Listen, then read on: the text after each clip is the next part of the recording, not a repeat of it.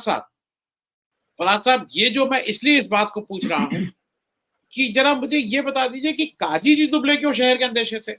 Iran और America में बात चल रही थी, 5-6 राउंड हो चुके थे और वहां पे चल रहे थे, डिसआर्मामेंट की बात थी, मैं उस डिटेल्स में नहीं जा रहा। हालांकि ये भी अजीब सी बात है कि वो सारे देश अपना न्यूक्लियर बम बना लेंगे और फिर कहेंगे तुम नहीं बना सकते। एग्जैक्टली। मैं उस डिबेट में नहीं जा रहा हूं। ये इजराइल ने वहां अटैक किया और अब ये G7 कह रहा है कि नहीं, Israel has right to defend. अरे भाई, अटैक उसने किया। फिर आप वहां से कह रहे हैं we also affirm the importance of the protection of civilians. Iran is the principal source of regional instability and terror.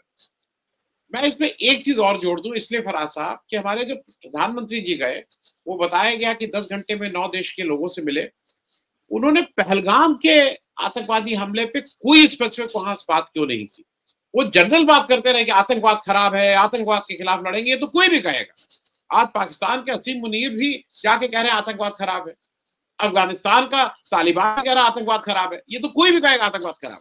तो उन्होंने पहलगाम की बात ना करके वो क्या करके आए, और G7 ने जिस तरह से ये गोरे एक जगह इकट्ठा होके अपने इस जो विकसित देश हैं, इसमें से आधों के पास न्यूक्लियर बम है, वो सब दूसरे से कह रहे हैं कि हम बम रखेंगे और हम बम से तुम्हें डराएंगे और तुम हमारे ताबे में रहो। मतलब हम सब बॉस हैं, हम सब दादा हैं, तुम बोलो। मैं इस पे जरा एक जानना चाह रहा हूँ G7 का जो इस पे पूरा रुख रहा। आनंद सर, देखिए, अभी जो आपने हमारे प्राइम मिनिस्टर साहब के बारे में बात की कि उन्होंने आतंकवाद की तो बात की, लेकिन पहलगाम में जो आतंकवादी थे वो कहाँ गए, और बहुत सारी चीजें उस पर मैं अपने सेकंड उसमें स्पेल में जरूर आऊंगा। लेकिन उससे पहले अभी आपने कुछ बात की कि G7 के जो कंट्रीज हैं उनका स्टेटमेंट और गोरों की कुछ बात की। देखिए, आजकल डोनाल्ड ट्रंप के साहब के साथ क्या हो रहा है आनंद सर, कि जो ट्रंप साहब हैं, वो एक सुप्रीमेसिस्ट अपॉर्चुनिस्ट बन करके रह गए हैं, who test the moral from bottom line. ये तो सब लोग कहते हैं। अब देखिए आज दुनिया कैसे चल रही है। अभी आपने बात की गोरों की। अगर हम आनंद सर यूरोपियन लीडरशिप की बात करें, specially Britain, France and Germany, तो कभी भी इतना अयोग्य और नैतिक रूप से इतना दिवालिया नहीं लगा जितना आज लग रहा है। अब देखिए, इजराइल जो कि होलोकॉस्ट का एक सबसे ज्यादा जिसके ऊपर अन्याय हुआ, अत्याचार हुआ, हिटलर ने जब किया था, गैस चैम्बर में डाल करके उनके लोगों को मारा गया था। तो अभी क्या है कि अगर एक सेंटेंस में इंग्लिश में बोलो आनंद सर, कि जो होलोकॉस्ट है, the Holocaust was supposed to teach the universality of human rights. अभी आपने ह्यूमन राइट्स की बात की थी ना, and the immorality of targeting people for their identity यहां पर इंपॉर्टेंट चीज है।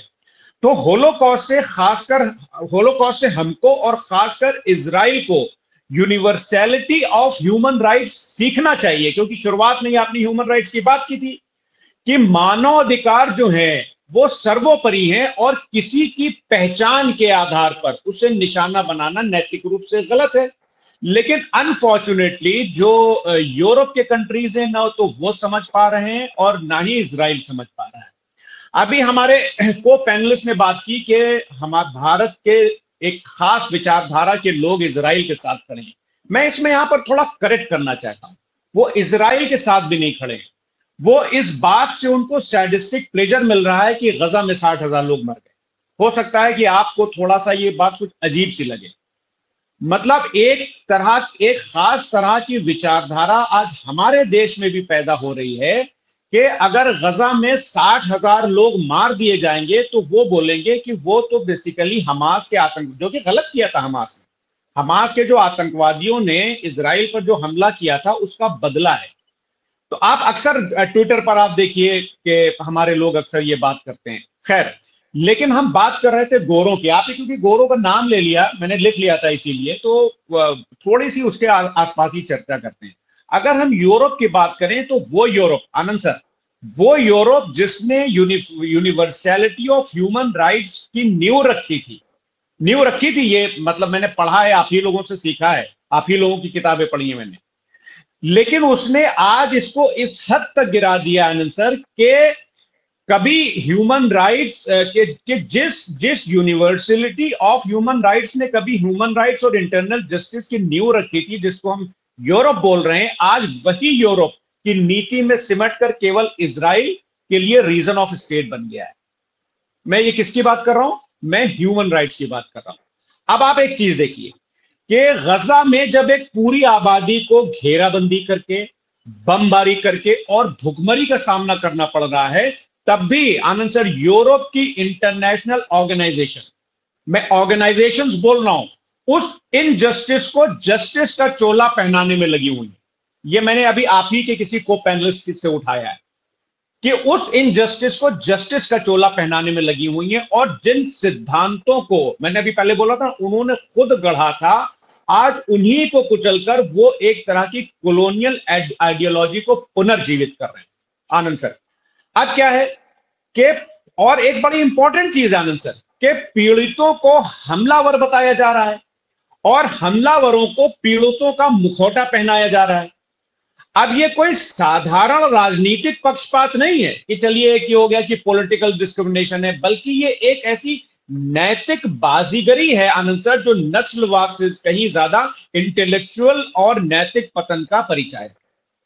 अब आप देखिए कि यहां पर ना केवल अंतरराष्ट्रीय कानून की ये जो हो रहा है, ये बेसिकली ना कि अंतरराष्ट्रीय कानून की आत्मा को कलंकित कर रहा है आनंद सर, बल्कि हमारी सामूहिक मानवता को भी शर्मसार कर रहा है।